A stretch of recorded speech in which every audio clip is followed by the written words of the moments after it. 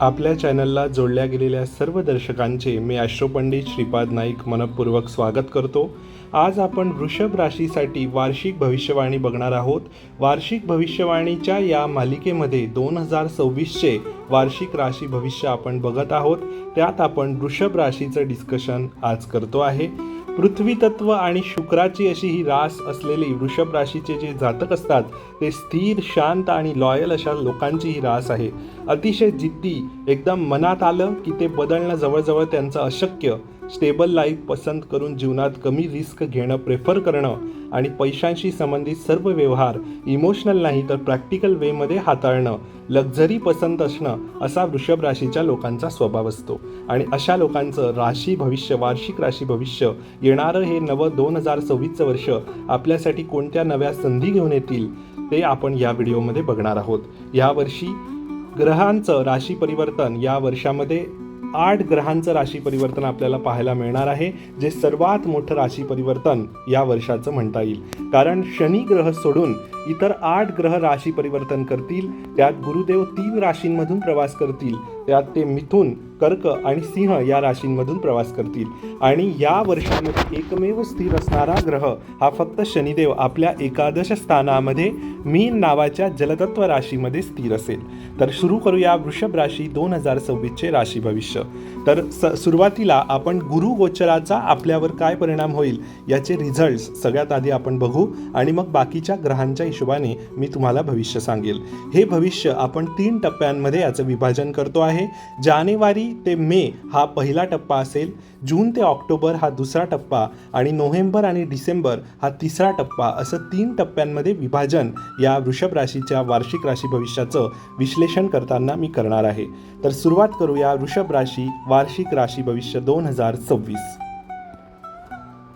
गुरुदेवांच्या राशी परिवर्तनाचा विचार केला असता वर्षाच्या सुरुवातीला जानेवारी महिन्यामध्ये म्हणजे जानेवारी, फेब्रुवारी, मार्च, एप्रिल आणि मे हे 5 महिने गुरुदेव आपल्या द्वितीय स्थानामध्ये मिथुन राशीमध्ये स्थित असतील। त्यामध्ये गुरुदेव 11 मार्चपर्यंत वक्री अवस्थेत असतील, त्यानंतर गुरुदेव मार्गी होतील आणि मिथुन राशीमध्ये स्थिर होतील। तर ह्या पिरियडचा आपल्याला काय फायदा होईल, तर गुरु आपल्या मिथुन राशीमध्ये द्वितीय स्थानात असल्याने, द्वितीय स्थान आपलं धनस्थान आहे, त्यामुळे धन आपल्याला भरपूर मिळेल, पण धनाची गुंतवणूक योग्य ठिकाणी कशी करायची याचा मार्ग आपल्याला मिळणे थोडं मुश्किल होईल। इमोशनली आपण या वर्षामध्ये महिन्याच्या सुरुवातीचे 2 महिने विचार करणार आहात आणि कुठेतरी आपल्याला आपल्या स्थिर स्वभावाप्रमाणे आणि प्रॅक्टिकल स्वभावाप्रमाणे डिसिजन घेणं बंधनकारक असेल आणि ते आपल्यासाठी थोडंसं डिफिकल्ट जाताना महिन्याच्या पहिल्या 2 म्हणजे वर्षाच्या पहिल्या 2 महिन्यांमध्ये आपल्याला दिसणार आहे। पण एकदा गुरुदेव आपले मार्गी झाले, 11 मार्चला गुरुदेव मिथुन राशीमध्ये मार्गी होतील, त्यानंतर योग्य ती गुंतवणूक आपल्याला करता येईल। त्यानंतर त्याचे परिणाम धनलाभ, अचानक आपल्याला धनलाभसुद्धा त्या पिरियडमध्ये होईल। मार्च ते मे हा जो पिरियड असेल या पिरियडमध्ये कुटुंबामध्ये सुद्धा एखादं मंगल कार्य पार पडेल आणि कुटुंबामध्ये स्थैर्य नांदेल। हे मार्च ते मे हा पिरियड असेल, पण वर्षाच्या पहिल्या 2 महिन्यांमध्ये आपल्याला विशेष काळजी घ्यायची आहे जोपर्यंत गुरुदेव वक्री अवस्थेत असतील। त्यामुळे डिसिजन घेताना आपल्याला विचारपूर्वक डिसिजन घ्यायचे आहे। आपल्याला डिसिजन घेताना विलंब झाला तरी चालेल, आपल्या स्वभावाप्रमाणे तेच अपेक्षित आहे। विलंब झाला कोणता डिसिजन घ्यायला तर चालेल, पण डिसिजन घाई गडबडीत घेऊन चुकण्याची शक्यता पहिल्या 2 महिन्यांमध्ये जास्त आढळते। त्यामुळे व्यवस्थित निर्णय घेण्याचा सल्ला आपणास देण्यात येत आहे। गुरुदेव मिथुन राशीमध्ये मे महिन्यापर्यंत असतील, त्यांची पंचम दृष्टी आपल्या 6ष्ठ स्थानावर पडेल। त्यामुळे ह्या वर्षामध्ये पहिल्यापासून आपल्यावरती कोणती कोर्ट केस चालू असेल आणि आपल्या निकाल ह्या वर्षामध्ये येणं अपेक्षित असेल आणि आपली काही चूक नसेल तर ह्या वर्षी आपल्या बाजूने त्याचा निकाल लागण्याची शक्यता ही 100% बनलेली आहे असं म्हणायला काहीच हरकत नाही। महिन्याच्या सुरुवातीच्या वर्षाच्या 5 महिन्यांमध्ये जानेवारी ते मे या 5 महिन्यांमध्ये आपल्याला सेवाभाव ठेवणं, मंदिरात जाऊन कुठेतरी सेवा करणं किंवा एखाद्या गुरुद्वारमध्ये किंवा मंदिरात जाऊन किंवा एखाद्या वृद्धाश्रमामध्ये जाऊन आपली सेवा देणं हा सल्ला आपल्याला पहिल्या 5 महिन्यांसाठी देण्यात येत आहे. त्याचे अत्यंत शुभ परिणाम आपल्याला मिळतील. गुरुदेवांची सप्तम दृष्टी आपल्या अष्टम स्थानावर पडेल, त्यामुळे अचानक होणाऱ्या नुकसानापासून आपल्याला या ठिकाणी प्रोटेक्शन मिळेल. गुरुदेवांचं प्रोटेक्शन आपल्याला मे महिन्यापर्यंत मिळेल. त्यानंतर गुरुदेवांची सप्तम दृष्टी आपल्या करिअर भावात पडते आहे, त्यामुळे करिअर ज्यांचं आतापर्यंत खोळंबलं होतं मागच्या वर्षीसुद्धा म्हणजे 2025 या वर्षी बऱ्याच जणांचं सेटलमेंट वृषभ राशीच्या लोकांचं झालं असेल. ज्यांचं सेटलमेंट करिअरमध्ये व्हायचं बाकी असेल त्यांच्यासाठी हे वर्षसुद्धा लाभदायक आहे. पहिले 5 महिने त्यासाठी बनलेले आहे, अनुकूल आहे. त्यानंतर गुरुदेवांचं राशी परिवर्तन कर्क राशीत होईल. कर्क राशीमध्ये गुरुदेवांचं राशी परिवर्तन झाल्यावर गुरुदेवांची नवम दृष्टी शनीवरती पडेल आणि शनिदेवांवरती गुरुदेवांची नवम दृष्टी पडेल आणि 2 जून ते 31 ऑक्टोबर या पिरियडमध्ये गुरुदेव कर्क राशीमध्ये उच्चीचे असतील आणि आपल्या पंचम दृष्टीने आपल्या सप्तम स्थानाकडे लक्ष देतील. त्यामुळे विवाह योग आपल्याला ह्या काळामध्ये प्रकर्षाने पाहायला मिळतील. चांगली स्थळं विवाहासाठी होणं आणि आपला विवाह निश्चित होणं हे या जून ते ऑक्टोबरच्या पिरियडमध्ये आपल्याला पाहायला मिळेल.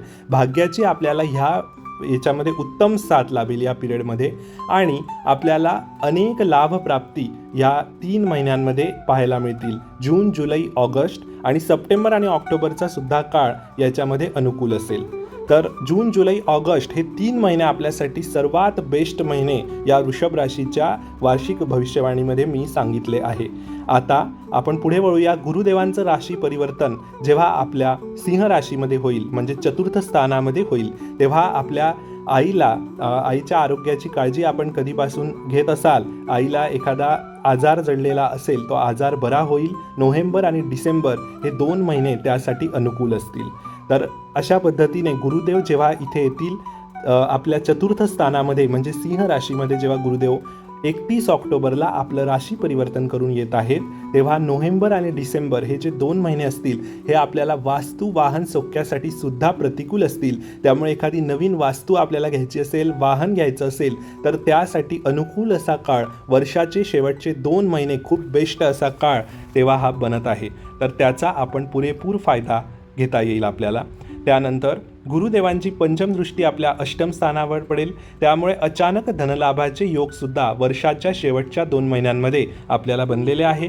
सप्तम दृष्टी आपल्या करिअर भावामध्ये पडेल, त्यामुळे करिअरसाठी नवीन संधी शेवटच्या 2 महिन्यांमध्ये सुद्धा आपल्याला येतील आणि व्ययस्थानामध्ये गुरुदेवांची दृष्टी, त्यामुळे परदेश गमनासाठी जी लोक विचार करत असतील तर भारतातून परदेशात जाण्याची संधी आणि आपले काही लोक परदेशातून वापस आपल्या भारतामध्ये परतण्याची संधी, या दोघी गोष्टी कुठेतरी प्रतिकूल पाहायला मिळत आहे वर्षाच्या शेवटच्या 2 महिन्यांमध्ये. तर त्याचा आपण पुरेपूर फायदा घ्यावा. ह्या वर्षामध्ये आपल्याला मेडिटेशन, मॅनिफेस्टेशन या गोष्टींकडे विशेष लक्ष देणं अनिवार्य असेल. जून नंतर ह्या गोष्टींची आपण विशेष काळजी घ्यावी. आरोग्याच्या दृष्टीने विचार केला असता आपल्याला ह्या वर्षामध्ये गळ्याचे प्रॉब्लेम्स जाणवू शकतात. तर त्या दृष्टीने आपण थायरॉईड वगैरे आपल्याला असेल तर थायरॉईड आपला वाढण्याची शक्यता आहे. थायरॉईडची टेस्ट आपण करू शकता जर तुम्हाला गळ्यांमध्ये काही प्रॉब्लेम जाणवत असेल तर आरोग्याच्या दृष्टीने गळ्याची काळजी घेणे आणि आपल्या पोटाची काळजी घेणे आपल्याला बंधनकारक असेल आणि त्यामध्ये विशेष करून एप्रिल आणि मे महिना आपल्याला विशेष लक्ष द्यायची गरज आहे आपल्या आरोग्याकडे. शनिदेव आपल्या मीन राशीमध्ये विराजमान असल्याने आपल्याला ह्या वर्षामध्ये भरपूर मोठ्या संधी येतील. त्या संधींचा पुरेपूर कसा फायदा करून घ्यावा हे आपण आता व्यवस्थित बघितलं पाहिजे आणि उत्तम नियोजन करून आपलं टार्गेट आपण ह्या वर्षामध्ये सिद्ध केलं पाहिजे. काही लोकांचं टार्गेट हे 2025मध्येच कंप्लीट झालं असेल वृषभ राशीचं, कारण राहू आपल्या दशम स्थानावरती आहे आणि राहू दशम स्थानामध्ये असल्याने करिअरमध्ये उत्तम रिझल्ट आपल्याला मिळतात आणि जुलै 2025 पासून तसे योग बनलेले आहे. त्यामुळे ज्यांची करिअरमध्ये सेटलमेंट झाली असेल त्यांचं उत्तमच आहे. ज्यांची व्हायची बाकी असेल 2026 हे वर्ष वृषभ राशीसाठी करिअर सेटलमेंटसाठी अनुकूल वर्ष असेल. केतू आपल्या चतुर्थ स्थानामध्ये विराजमान आहे आणि 5 डिसेंबरपर्यंत केतू चतुर्थ स्थानामध्ये विराजमान असेल. त्यामुळे तोपर्यंत केतू जोवर आपला चतुर्थ स्थानामध्ये विराजमान आहे तोपर्यंत एखादं आपलं घट्ट नाटं तुटण्याची शक्यता सुद्धा वृषभ राशीची 2026 मध्ये बनलेली आहे. त्यामुळे नात्यांकडे आपण नातं जपण्याचं आपण सामर्थ्य दाखवलं पाहिजे कुठेतरी. ह्या वर्षामध्ये नात्यांमध्ये वादविवाद होण्याची शक्यता इथे प्रबळ दिसते आहे. एखादं आपलं जवळचं नातं तुटण्याची शक्यता आहे आणि नवीन नाती बनण्याची सुद्धा शक्यता या वर्षामध्ये देण्यात येत आहे. त्या हिशोबाने आपण विशेष काळजी घ्यावी. राहू केतूचं हे परिवर्तन 11 डिसेंबरला राहू आपला नवम स्थानामध्ये जाईल आणि केतू आपल्या तृतीय स्थानामध्ये येईल. तेव्हा एखादं नवीन नातं आपलं जुडेल आणि राहू आपल्या नवम स्थानामध्ये 11 डिसेंबरला येईल. तर ह्यानंतर आपल्याला लोभावरती कुठेतरी कंट्रोल करायचं आहे. अति लोभ आपल्याला संकटात टाकेल. 11 डिसेंबर ते 31 डिसेंबर ह्या काळाकडे आपण विशेष लक्ष द्यावं. जास्त लोभ करू नये, कारण आपल्याला भरपूर संधी या 2 महिन्यामध्ये येतील, पण त्यामध्ये कुठेतरी माणसाने लोभी नाही व्हायचं आहे. लोभी झालं तर आपल्याला त्याचे दुष्परिणाम पाहायला मिळतील. त्यामुळे 11 डिसेंबर नंतर याची विशेष काळजी आपल्याला घ्यायची आहे. व्यापारी लोकांसाठी विचार केला असता त्यांच्यासाठी अनुकूल असा काळ जून ते नोव्हेंबर बनलेला आहे.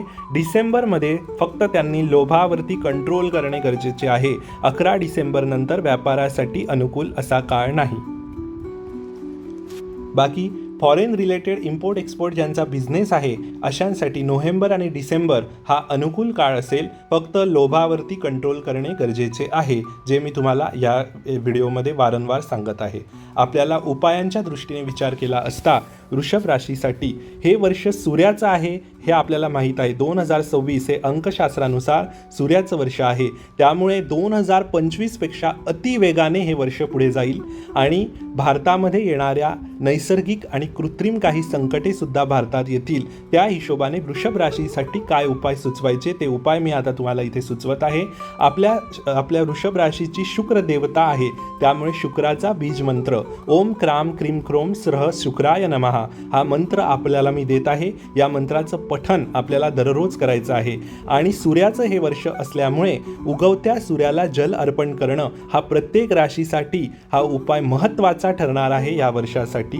आणि सूर्याचा प्रकाश आपल्या घरामध्ये पूर्वेच्या बाजूने जास्तीत जास्त कसा येईल सूर्योदयानंतर याची विशेष काळजी आपल्याला ह्या वर्षामध्ये घ्यायची आहे.